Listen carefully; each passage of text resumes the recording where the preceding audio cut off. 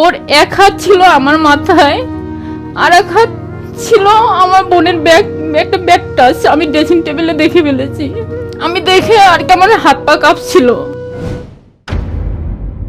আমি ভোলা থেকে আসছি 2016 সালে। আমি পরীক্ষা দেওয়ার পরে চট্টগ্রামে যাই, আত্মীয়র সাথে ঘোরার জন্য গেছি। ওখানে আমি যে ফ্ল্যাটে ছিলাম, পাশের ফ্ল্যাটে একটা ছেলে ছিল, সে ওখানে জব করতো। বিগত দিন আমাকে দেখলো, ডিস্টার্ব করলো, অফার করছে আর কি প্রেম করবে, এরকম একটা অফার। হ্যাঁ, মানে যাওয়ার কয়দিন পর? যাওয়ার 3-4 দিন পরেই। পরবর্তীতে আমি ওটা পাত্তা দিইনি। পরে আমার ফোন নাম্বার নিচে, আমার ভাইয়ের একটা মেয়ে আছে ছোট, ওর কাছ থেকে আমার ফোন নাম্বার নিচে নিয়ে আমার সাথে কিছুদিন ফোন দিয়ে ডিস্টার্ব করতো। পরবর্তীতে আমি বলছি যে না, আমি এটা করব না, আমার বাবা নাই। আমার বয়স যখন 4 বছর তখন আমার বাবা মারা যায়। আমি অনেক কষ্টে বড় হয়েছি। বাবা মারা যাওয়ার পরে অনেক কষ্টে আমার মা আমাকে বড় করছে যে না, আমি এটা করব না। সে নাচরবান্ধা, সে ফোন করেই যেত, সে আমার সাথে প্রেম করবি, আমার পিছনে পিছনে সে ঘুরতো। তারপরে আমি এটা আমার ভাবিকে জানালাম। ভাবি তারপর ওকে জিজ্ঞাসা করলো, তাকে জিজ্ঞাসা করলো যে এটা কেন করো, ও তো বয়স কম। ভাবি বারণ করছে, শুনে নাই। পরবর্তীতে আমি কিছুদিন পরে তার সাথে আমিও কথা বলা শুরু করলাম। কথা বলতে বলতে প্রেমে জড়াই গেলাম, যেটা আর কি হয়। আমারও বয়স কম। তারপরে আমার ভাইয়া যাই না গেল। জানার পরে ভাইয়া আমাকে, যে চাচাতো ভাই যার বাসায় ছিলেন? হ্যাঁ, যার বাসায় ছিলাম, ওই ভাইয়া যাই না গেল, আমাকে কিছু বলেনি। আমাকে যে ডিস্টার্ব করতো ওই আর কি ছেলেকে আমার ভাইয়া ও নিষেধ করলো যে আমার বোন গ্রাম থেকে আসছে, ও বুঝে না কিছু, তুমি ওকে ডিস্টার্ব করো না। ও সরাসরি আমার ভাইয়াকে বললো যে আমি তো ডিস্টার্ব করি না, আমি তো ওকে বিয়ে করবো। তা আমার ভাইয়া বলছে যে এটা বললেই তো হয় না, তোমার ফ্যামিলির ব্যাকগ্রাউন্ড কি, তোমরা কিরকমের কি, এটা তো আমরা জানি না। পরে সব সে তার ডিটেলস সব দিল। পরবর্তীতে আমার ভাইয়া বলছে যে তোমার ফ্যামিলির সাথে তো আমার বোনের ফ্যামিলিটা যাবে না, যেহেতু তার বাবা নাই, সে একটা মধ্যবিত্ত ফ্যামিলির, না আমি সব মানাইয়ে নিব। যাই হোক, আমার ভাইয়ার সাথে এটা নিয়ে অনেক বাড়াবাড়ি হয়েছে। এরকম হয়ে 3 মাস পার হয়ে গেল। আমার ভাইয়া বিয়েতে কোনো রাজি হয়নি। মা আপনার আপন ভাইরা জানতে পেরেছিল? না, এরা জানতে পারেনি। এদেরকে তো আমার ভাইয়া হয়তো বলছে, এরা বলছিল যে ওকে তাহলে পাঠাইয়ে দাও। তখন আমি তার সাথে আর কি প্রেমে আর কি জড়াই গেছি, যেটা আর কি মায়ায় জড়াই গেছি। তখন আমি বলছি না, আমি যাব না বাড়িতে, ওই ছেলেকে আমি বিয়ে করব, আমি বাড়িতে যাব না। আমাদের সম্পর্ক ততদিনে 3 মাস চলে গেল।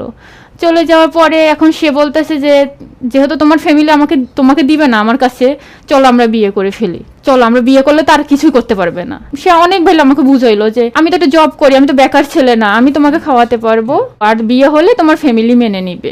সেটা বললো আমাকে। তারপরে সে নিয়ে গেল। যে আত্মীয়র বাসায় ছিলেন তাদেরকে জানিয়ে বের হলেন? তাদেরকে জানিয়ে বের হইনি, তাহলে তো আমাকে বের হতে দিত না। সে আমাকে বলছে তাদেরকে তুমি জানাবা না, তুমি জাস্ট বাসা থেকে বের হয়ে চলে আসবা। আমি বাসা থেকে বের হয়ে চলে গেলাম, কাজী অফিস নিয়ে গেল। যাওয়ার পরে ওখানে আমাদের বিয়ে হলো। তার ফ্রেন্ড সার্কেল ছিল আর কি, আমার পক্ষ থেকে তার পক্ষ থেকে, ওরকম আর কি। আমার পক্ষে তো কেউই ছিল না, সে বানাই নিছে তার ফ্রেন্ডদেরকে যে এটা ওর বোন, এরকম করে। বিয়ে হওয়ার পরে তারপরে সে বিয়ে করে আমাকে আবার ওই স্বাস্থ্য ভাইয়ের বাসায় দিয়ে গেছে, কেউ জানে না। পরবর্তীতে যখন বিয়ের পর 1 সপ্তাহ পার হয়ে গেছে, তখন আর কি আমার স্বাস্থ্য ভাই জানতে পারছে। জানার পরে সে আমাকে আর কি মারতে আসছে, অনেক কি করছে যে বাবা নাই, কেন একটা ছেলে বললা তুমি এটা করলা, তোমার জীবন তো সামনের দিকে নষ্ট হতে পারে, বয়স কম, তুমি এই সিদ্ধান্তটা কেন নিলা। খুব চিল্লাচিল্লি করতে আসছে। তারপরে বলতেছে বাড়িতে পাঠাই দিবে। ওই ছেলের সাথেও সে কথা বলে যে তুমি কেন এটা করলা, ও তো ছোট, ও তো বুঝে না, তুমি তো বুঝো, তুমি কেন এই মেয়েটাকে বিয়ে করলা, আর তোমার ফ্যামিলি মেনে নিবে। সে বলছে নিবে। পরবর্তীতে ভাইয়া বেশি ঝামেলা করে ফেললো, আমার বাড়িতেও জেনে গেছে।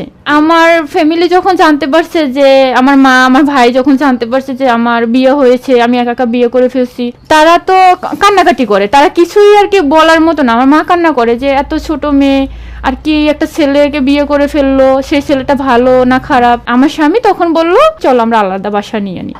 পরবর্তীতে সে আলাদা বাসা নিয়ে আমাকে ফোন দিল যে তোমার ভাইয়া যেহেতু বেশি ঝামেলা করে, তুমি চলে আসো। তারপরে সে বাসায় চলে গেলাম, থাকা শুরু করলাম। সে তার বাড়িতে জানায় নাই, সে যে আমাকে বিয়ে করেছে সেটা তার ফ্যামিলিতে লুকিয়ে গেছে। আমার ফ্যামিলি যখন জানতে পারছে, তখন আমার মা বলছে চলে আসো বাড়িতে। আমার ভাই বলছে, আমি বলছি না, আমি যাবো না, আমার যেহেতু বিয়ে হয়ে গেছে, আমি এখন আর যাবো না বাড়িতে। গেলেও তাকে আমি আমার হাজবেন্ডকে নিয়ে তারপরে যাব। পরবর্তীতে আমার বিয়ের 1 বছর পরে আমি আমার হাজবেন্ডকে নিয়ে আমার বাবার বাড়িতে যাই, আমার মাকে দেখাইয়া তারপরে নিয়ে আবার চলে আসি। 1 দিন ছিলাম মাত্র। বাসায় কি মেনে নিয়েছিল? হ্যাঁ, আমার বাবার বাড়িতে যখন গেছি, এখন বিয়ে যেহেতু হয়ে গেছে গ্রামের বাড়িতে, মেনে না নিলে তো একটা মেয়ের একটা সমস্যা হয়ে যায়, তখন আমার মা মেনে নিয়েছে। পরে আমার জীবনটা ভালোই গেছিল। হ্যাঁ, ছেলে হিসাবে অনেক ভালো ছিল তখন। পরবর্তীতে আমার বিয়ার 2.5 বছরের পরেই আমার বাবু কনসেপ্ট করে, আমার বয়সও কম। তখন আমি অনেক কান্নাকাটি করলাম যে না, আমি তোমার ফ্যামিলিকে জানাও। ততদিনও আর কি আমার যে বাচ্চা কনসেপ্ট করছি তখনও তার বাড়িতে জানায়নি। বিয়ে করছে সেটাও জানায়নি? কিচ্ছু জানায়নি। সে শুধুই বলতো যে জানাবো, তোমার তো কোনো সমস্যা হবে না, আমি তো আছি, আমি তো চাকরি করি। তারপরে আমার বাবু যখন 9 মাস আমার প্রেগনেন্সি চলে, তখন আমি পারতেছিলাম না, অসুস্থ হয়ে গেছি, বয়স কম, ফুলে গেছি একদম। পরবর্তীতে আমার হাজবেন্ড বলতে আছে যে একজন তো দরকার, আর আমি তো অফিস শেষ করে আইসা তোমার এত কেয়ার করতে পারতাছি না, দেখাশোনার জন্য একজন দরকার, আমার দেখাশোনার জন্য। পরবর্তীতে আমার বাড়িতে ফোন দিলাম, মাকে ফোন দিলাম, দিয়ে বললাম মা, আমার যে ছোট বোন, আমার কাছাকাছি বয়স আর কি, ওই বোনকে একটু পাঠাও আমার কাছে 1 মাসের জন্য, জাস্ট বাবু হয়ে গেলে ওর আবার পাঠাই দিব। পরবর্তীতে আমার মা সিদ্ধান্ত নিলে হ্যাঁ পাঠাই দিয়েছে আমার কাছে। ও আসার পরে তো তারপর আমার হাজবেন্ড ও আসার পরে 1 সপ্তাহ পরে একটু ওর ভিতরে কেমন একটা আমি ফিল পাচ্ছি, আমার হাজবেন্ডের ভিতরে যে কেমন একটা ফিল পাচ্ছি। তারপরে আমার ছোট বোনের সাথে সে এতটা ফ্রি হয়ে যাচ্ছে দিন দিন, আমার ওটা কেমন একটা লাগতেছে। তারপর ওই যে আমি প্রেগনেন্সি, আমি কিছু বলতেও পারতেছিলাম না।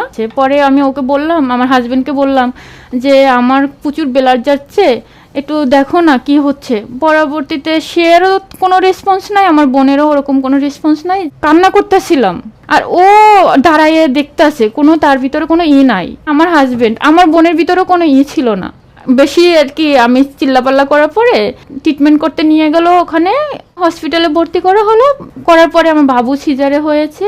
হওয়ার পরে আমার সিজারের পরে যে একটা ট্রিটমেন্ট চলে, ওই ট্রিটমেন্টে ধরা পড়ছে আমাকে বিগত 1 মাস আমাকে ঘুমে খাওয়ানো হতো প্রেগনেন্সি অবস্থায়।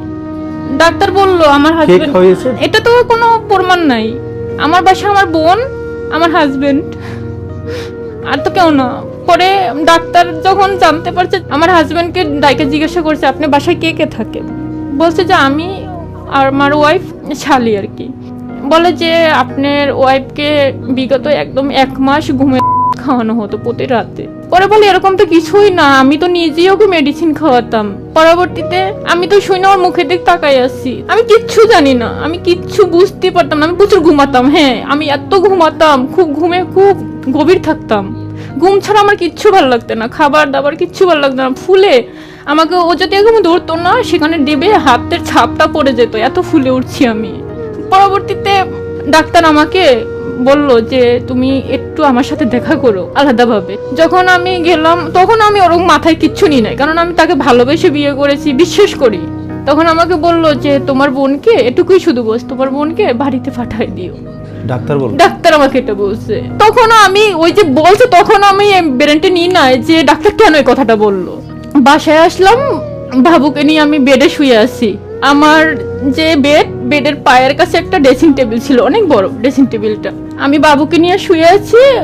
আমার হাজবেন্ড আইসে আমার মাথার কাছ দিকে, যেমন আমি এদিকে শোয়া, বাবু এদিক দিয়ে শুয়ে আমার মাথায় হাত বুলোচ্ছিল।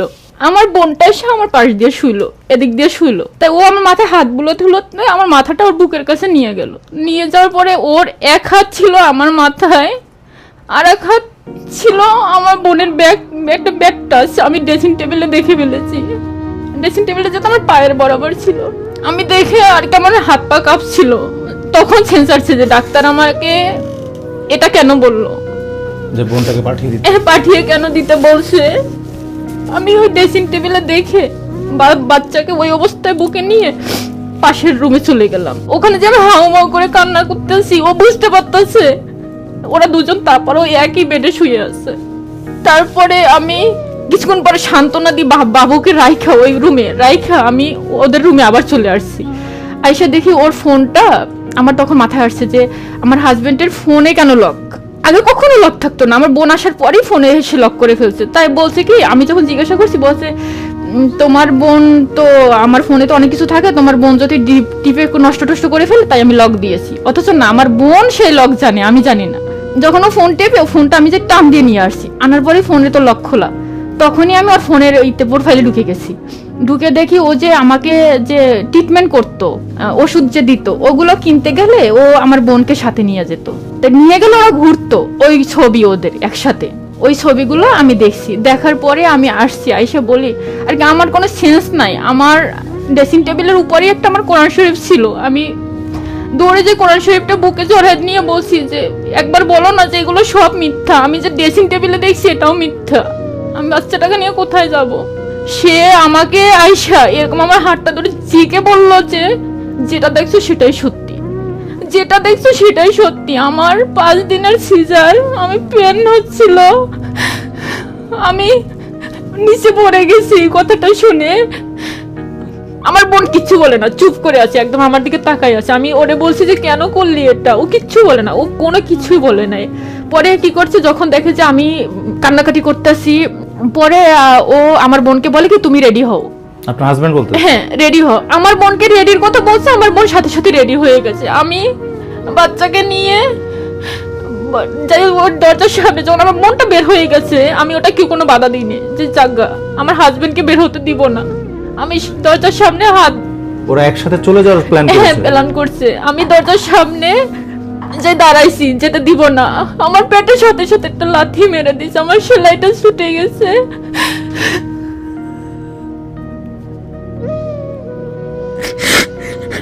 পরে পাশের ফ্ল্যাটে এরা এসে আমাকে ডাক্তারের কাছে নিয়ে গেছে।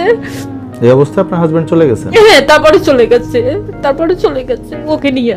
বাড়িতে যখন জানাইছি আমি যে আমার ছোট বোনকে নিয়ে ও বের হয়ে এরকম চলে গেছে আর কি কি হয়েছে সব বিস্তারিত বললাম, যে এগুলো আমি দেখে বলার পরে তারপরে ওকে নিয়ে চলে গেছে। শুনে তারা তো বলছে যে একা একা বিয়ে করেছো, নিজের জীবনটা নষ্ট করেছো, এখন ওকে নিয়েছো, এখন আমরা সমাজে কি মুখ দেখাবো। পরবর্তীতে আমার ভাই আসলো, আমি তখন হাসপাতালে ভর্তি। আবার আমার মেজো ভাই তারপর যোগাযোগ করলো যে আমার বোনকে দিয়ে দেন। পরে এরা আমার বোনকে দিয়ে দিছে। 3 দিন পরে আমার মেজো ভাইয়ের কাছে আমার ছোট বোনকে দিয়ে দিছে। দেওয়ার পরে আপনার ওরা কি করছে, আমার হাজবেন্ডকে তাদের কাছে রাইখা দিছে, আমার সাথে কোনো যোগাযোগ নাই। আর যেহেতু আমার বয়স ছিল তখন 16, বিয়ে যখন হয়েছে, আমার কোনো কাবিন হয়েছিল না। বিয়েটা কিভাবে করেছিলেন? কাবিন ছাড়াই, ওই 501 টাকা দেনমোহর লেখে না, ওই যে কাগজে, সাদা কাগজে, ওই রকমের আমাদের বিয়েটা হয়েছে। তখন বলে যে আমরা এ বিয়ে মানিই না, এ বিয়ের কি প্রমাণ আছে। তখন আমি বললাম যে আমার তো বাচ্চা আছে। বলে বাচ্চা যে আছে আর কোনো প্রমাণ আছে? আমি বলে হ্যাঁ সবাই তো জানে। পরবর্তীতে আমার বাবুর বয়স যখন 3 মাস, তখন সে তার ভুল বুঝতে পারছে, ভুল বুঝে আমার বাবার বাড়িতে গেছে, যে আমাকে ওখান থেকে মাপছে, তারপর আমাকে নিয়ে আসছে। আমার ফ্যামিলিকে আর কি, আমার ভাই মাকে ম্যানেজ করে আমাকে নিয়ে আসছে। আমি মেনে নিয়েছি, যেহেতু আমার বাচ্চাটা তো ছোট, একে নিয়ে তো আমি চলতে পারবো না, আমি তো কোনো জব করি না তখন, আর বয়স আমার তখন কম। সবাই বলছিল যে যে এত বড় ভুল করছে তুমি এটা মেনে নিও না। আমি বলছি না, আমার বাবা মারা গেছে আমার 4 বছর বয়সে, আমি বুঝি যে বাবা না থাকলে কি হয়। পরবর্তীতে আমি তার সাথে আসলাম। তার সাথে আসলে সে চট্টগ্রামে আমাকে নিয়ে যায়নি, কেননা তার ওখানে সবাই সব জেনে গেছে, সে আর ওখানে চাকরি করতে পারবে না, তার মান সম্মান চলে গেছে। পরবর্তীতে সে বোলাতে ট্রান্সফার নিছে। বোলা ট্রান্সফার নেওয়ার পর ওখানে বাসা নিয়ে ওখানে আমাকে নিয়ে গেছে। নেওয়ার পরে আমার বাচ্চার মুখের দিক তাকাইয়া আমি তার সংসারই করে গেছি। আমার কিছু করার ছিল না, যে ভুল করে ফেলছি আমি, এরপর তো আর কিছু করার থাকে না। একটা মেয়ের একটা বিয়ে হয়ে যাওয়ার পরে, একটা বাচ্চা হওয়ার পরে তো আর কিছুই থাকে না। পরে সে যে কোম্পানিতে চাকরি করে, ওই কোম্পানিতে তার সাথে একটা মেয়ে চাকরি করে, ওই মেয়ের সাথে তার আবার অ্যাফেয়ার চলতে আছে, আমি ওইটা বুঝতে পারছি। তারপরে সে যে মেয়ের সাথে অ্যাফেয়ার চলে, ওই মেয়েকে নিয়ে চলেই গেল। এই লাস্টে গেছে সে 9 মাস হয়েছে। পরে সে আমাকে ডিভোর্স দিয়ে, সে ডিভোর্সে লিখছে যে আমার বাচ্চার সে খোঁজ খবর নিবে, এমনকি আমার বাচ্চার টাকা পয়সা দিবে, দেয় না। সে আমার বাচ্চার কোনো খোঁজ খবরও নেয় না, এমনকি কোনো টাকা পয়সাও দেয় না। কত মাস ধরে? এই যে ডিভোর্স হয়েছে 8 মাসে, 8 মাস ধরে সে লিখছে ডিভোর্সের কাগজে মাসে 2,500 টাকা দিবে। 2,500 টাকা তো আমার কাছে, সে টাকাটা বড় না, বাবাটা বেঁচে থাকা বড়। সে তো টাকাটা না দিতে পারলেও যোগাযোগটা করতে পারতো। এখন আপনার চলছে কিভাবে? আপনি তো নিজের পরিবারও ফেরত যাননি। না আমি যাইনি, যেহেতু বাবা নাই। এখন আমি চলছি, আমি বাসাতে 3 পিসের বিজনেস শুরু করেছি, আর নিজেই 3 পিস আবার সেলাইও করি। এটা দিয়ে আমরা মা মেয়ে চলছি। শহরের বাসা, ঘর ভাড়া, খাওয়া দাওয়া, বাচ্চার স্কুল খরচা। আমি কোথায় যাব, কার কাছে যাব, কারণ আমি তো আইনের আশ্রয় নিতে পারতাছি না, কারণ আমি এগুলো বুঝি না। আর আমার মেয়েটার যে সে খোঁজ খবর নিবে টাকা পয়সা দিলে তাহলে তো আমি একটু ভালোভাবে চলতে পারি, সে এরকমের কিছু খোঁজ খবর নেয় না। ডিভোর্স কাদের মাধ্যমে, মানে এই মীমাংসাটা কে করে দিয়েছিলেন? তাদের পরিবারের সদস্যরা আর কি সবাই ছিল, ওটা আমি ছিলাম। ডিভোর্সের সময় তারা যে আমাকে কথা দিচ্ছে যে আমার বাচ্চার খোঁজ খবর নিবে, টাকা পয়সা দিবে, অথচ কিচ্ছুই করে না, খোঁজ খবর নেয় না, টাকা পয়সাও দিচ্ছে না। আমি বাচ্চাটাকে নিয়ে একদম অসহায় আছি। মামলা করব এগুলো আমি বুঝি না, আমি কেস মামলা এগুলো আমি বুঝি না। আমার ওরকমের সামর্থ্য নাই যে আমি তাদের সাথে লড়বো বা এটা আমার মেয়েকে প্রাপ্য আদায় করে দিব। আমার এরকমের কোনো এবিলিটি নাই। আমি কোনো মতে চলছি। সামান্য 3 পিস ভাষা বাড়িতে কয়টা বিক্রি হয়, এমনকি নিজেই সেলাই করি, বাচ্চার স্কুল আমি একা সামলাই, সব বাহির ঘর সবকিছু আমার একা সামলাতে হয়। তাই আমি আমার মেয়েটাকে নিয়ে যে কোথায় যাবো, যাওয়ার মতো জায়গাটা নাই আমার। আমি ওর কাছে কিচ্ছুই চাচ্ছি না, চাচ্ছি যে আমার মেয়েটার খোঁজ খবরটা নিয়ে কিছু হলো টাকা পয়সা দিক, যেন তার মেয়ের জন্য তো কোনো একদিন সেই আসবে যে আমার মেয়ে, আমি এখন কষ্ট করে বড় করব, সে একদিন আসবে আমার মেয়ে। তবে যাকে নিয়ে কথা হচ্ছে আপনার প্রাক্তন স্বামী, যে আপনাকে গত 8 মাস আগে ডিভোর্স দিয়েছেন এবং আপনাদের পারিবারিক যে একটা বৈঠক হয় সেখানে সিদ্ধান্ত ছিল যে ওনার বাচ্চাকে উনি দেখভাল করবেন, ভরণ পোষণ দেবেন, এবং আপনি বলছেন যে এখন পর্যন্ত কোনো দেখভাল বা ভরণ পোষণের কোনো টাকা পয়সা আপনি পাননি বা পাচ্ছেন না। আমরা অবশ্যই ওনার কথা শুনতে চাই। আপনি এই প্রোগ্রামটা যদি দেখে থাকেন আপনি আমাদের সাথে যোগাযোগ করবেন 01707082470 এই নাম্বারে। আপনার যদি কোনো বক্তব্য থেকে থাকে আমরা অবশ্যই শুনবো এবং আমরাও যাদেরকে জানাতে চাই যে আসলে সত্যিকার অর্থে কি ঘটনা ঘটেছে এখানে। তবে প্রথম ভুল যে আপনি খুব অল্প বয়সে পরিবারের সম্মতি ছাড়া মোহের বশবর্তী হয়ে যে কাজটা করে ফেলেছেন, সেই কাজটা কত বড় ভুল ছিল সেটা তো আপনি আপনার নিজের জীবনে এখন মাসুল দিয়ে সেটা প্রমাণ করছেন। আপনার পরিবারের সাথেও আপনার এখন দূরত্ব, যেহেতু আপনার পাশাপাশি আপনার ছোট বোনও একই ভুল করেছে এবং তারও জীবন নষ্ট হয়েছে এই একটি ব্যক্তিকে কেন্দ্র করে, যেটা আপনার বক্তব্যে ফুটে উঠেছে। এবং এই প্রোগ্রাম যারা দেখবেন তাদেরকে বলছি, এই অল্প বয়সে এই সিদ্ধান্তগুলো আপনারা নিয়েন না। আপনারা হয়তো তখন মানে শরীরের টানে হোক বা মোহে হোক, যে কোনো কারণে আপনারা এতটা অন্ধ হয়ে যান, আপনারা মনে করেন সামনে যেই পুরুষটা আছে সেই আপনাকে স্বর্গে নিয়ে যাবে, সেই আপনাকে ভালো রাখবে। এটা সম্পূর্ণ ভুল। আপনার পরিবার কখনোই আপনার খারাপ চায় না। আপনার পরিবার যখন আপনাকে নিষেধ করবে কোনো কাজ থেকে, তখন আপনাকে বুঝতে হবে যে এখানে অন্য কোনো ব্যাপার আছে। আপনি যেটা বুঝতে পারছেন না সেটা হয়তো আপনার পরিবার বুঝতেছে। এই জন্য এই মেয়েটা যে ভুল করে ফেলেছেন, কিন্তু যারা এই প্রোগ্রামটা দেখবেন, আমরা এই প্রোগ্রামগুলো এই জন্যই প্রচার করি, আপনারা যারা এই প্রোগ্রামটা দেখছেন তারা যেন এই ভুল আর করেন না। রেজিস্ট্রেশন ছাড়া বিয়ে, বয়স ছাড়া বিয়ে এবং পরিবারের সম্মতি ছাড়া বিয়ে, এই সব কাজগুলো না করার জন্য আপনাদেরকে বারবার আমরা এই স্টুডিও থেকে অনুরোধ করি, আবারও অনুরোধ করছি। আর যেই ব্যক্তির সম্বন্ধে কথা হচ্ছে, আপনি সত্যি যদি ঘটনা সত্য হয়ে থাকে, আপনার উচিত অন্তত বাচ্চার দেখভাল করা, বাচ্চার ভরণ পোষণ দেওয়া। আপনাকে আইনের সহযোগিতা নিতে বলবো। আপনার বাচ্চার খরপোশ বা দেখভালের জন্য আপনি যে বাংলাদেশের প্রচলিত আইনে যে ন্যায্য অধিকার যেটা আপনার পাওয়ার কথা সেটা আপনি ফিরে পান। আমরা এই দোয়া করি, এই আশা করি। এবং বাচ্চাটার জন্য অনেক দোয়া। অনেক কষ্ট লাগছে আমাদের, এমন একটা বাচ্চার কোনো দোষ ছিল না, শুধুমাত্র আপনাদের খামখেয়ালিপনার কারণে এই বাচ্চাটার জীবন আজ হুমকির মুখে। বাদবাকি জীবনটা বাচ্চার যেন ঠিক মতো মানুষ হতে পারে, সঠিক শিক্ষা গ্রহণ করতে পারে, ভালো পরিবেশে থাকতে পারে, অন্তত এই চেষ্টাটা আপনারা করুন। এবং আপনার সেই স্বামীর পরিবারকে অনুরোধ করব, আপনারা অন্তত একটু সহযোগিতা করুন এই বাচ্চাটা যেন সঠিক পরিবেশে বেড়ে ওঠে। আর আপনার জন্য দোয়া থাকলো, আপনি নিজেকে গুছিয়ে ওঠেন, আল্লাহ আপনার সহায় হোক। আজ এই পর্যন্তই। ধন্যবাদ সবাইকে। সবাই ভালো থাকবেন। আসসালামু আলাইকুম।